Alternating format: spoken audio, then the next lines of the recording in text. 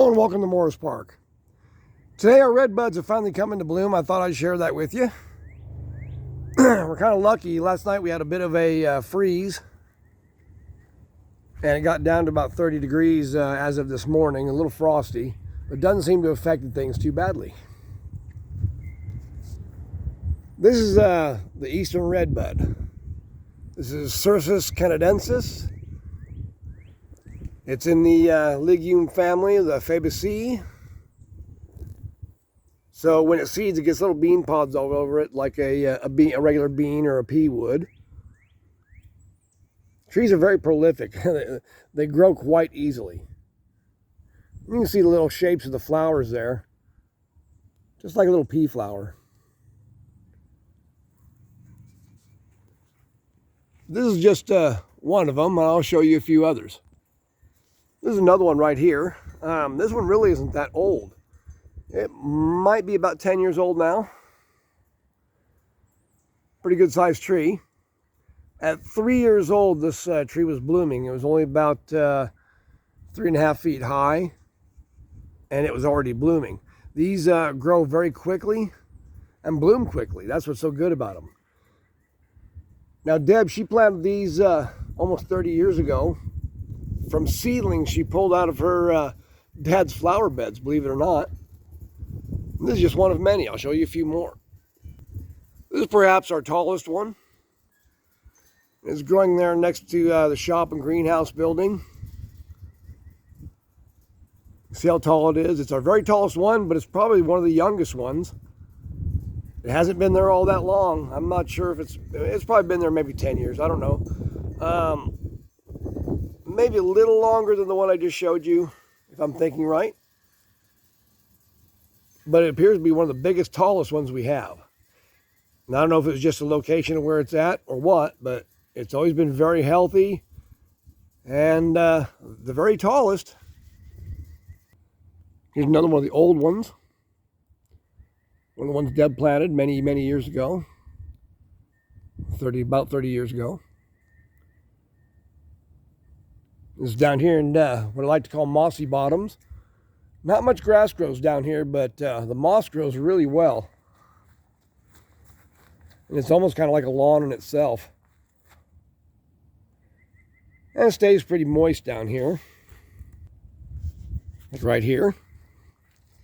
And it's under another one of the redbud trees, one of the old ones we have.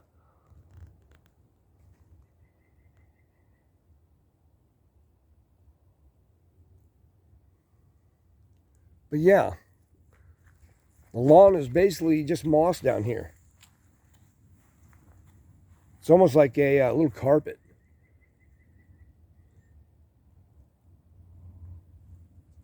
So I call this Mossy Bottoms. All the water that, when it rains, kind of comes down into this area.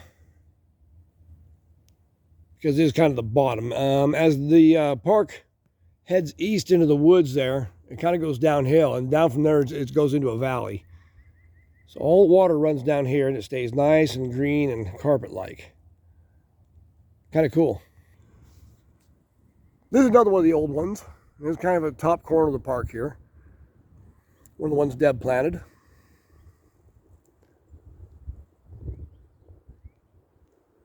It's doing quite well this year too.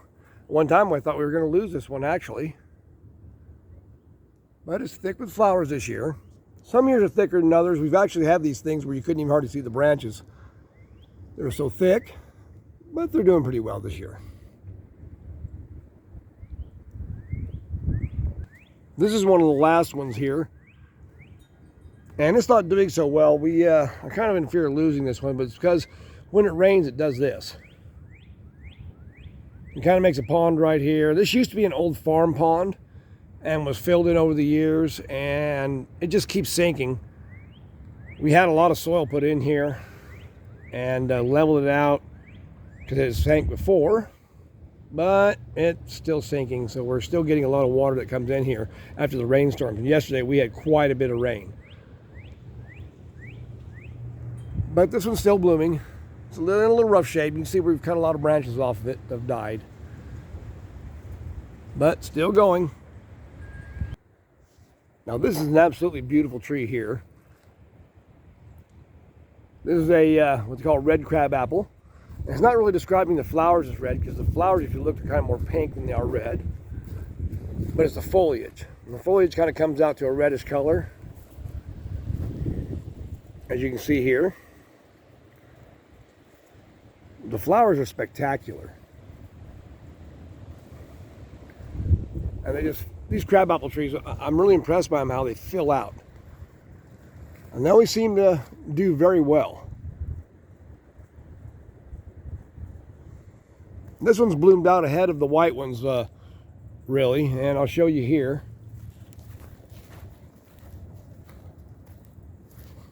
This is one of our white ones, and it's not open all the way yet. And I'll give you a little update when it pops completely open, because it is just absolutely spectacular when it's fully open. You come up here, you can see a lot of the buds are still closed up on it. And this is what the flowers will look like when they open all up. And this thing will look like a big white cloud. And another thing about this one, the smell is almost overwhelming. It is so sweet. It's just almost too much. But this is a beautiful tree, and this is a tree that we bought on clearance sale for like $5. This has been like 25 years ago. It's one of the first trees Deb and I planted together. And this is one of the best buys we ever made, right here. A little bit of trimming to do there. There's a couple dead branches.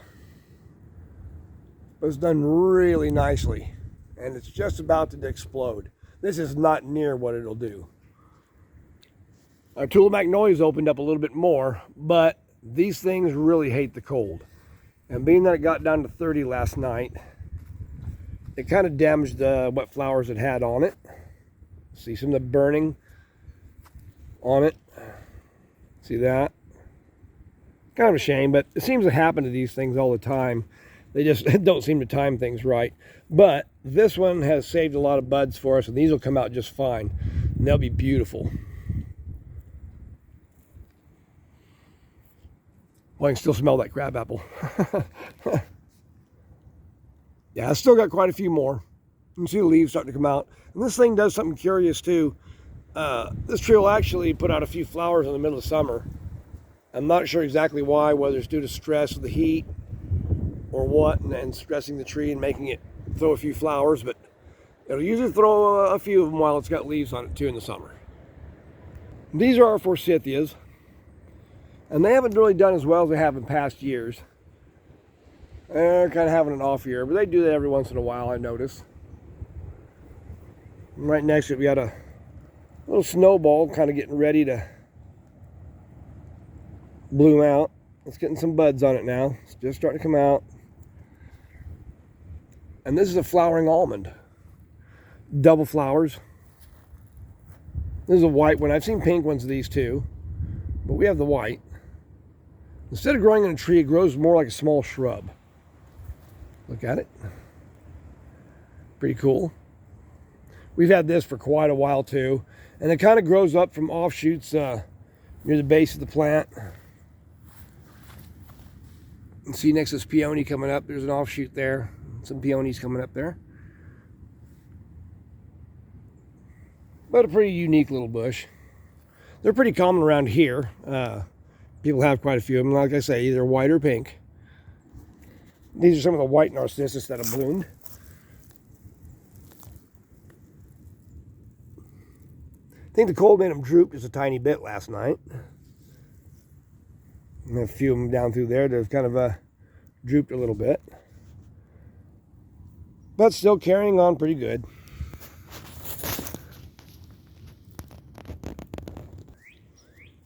This is Deb's new red peony. It's got a real vibrant color to it. Got a red-pink color.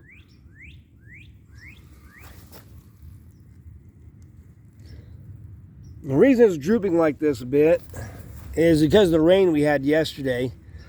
We had a real hard rain. And the wind was blowing like you wouldn't believe, so it really kind of got it rough. And then we froze last night. Now, it doesn't seem to have burnt it any or anything as far as freeze goes. Flower maybe a little rough, not bad. Still got another bud to go on it. But the leaves don't look like they were hurt at all. So I think that'll be all right.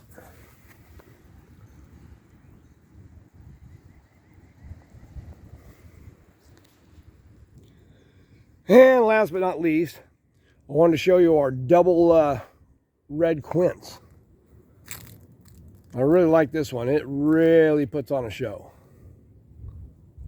Really like this. Look at all the buds on this thing. It is just covered with buds. Quince are usually pretty common around here as far as a popular shrub. Sometimes you even see them wild where old homesteads used to be. They're one of those old-fashioned flowers. But this is a double one. And the flowers are just spectacular. They're a lot nicer than the normal singles. Let's see if I can get in here. See there? And they come in all these clusters. So like roses everywhere.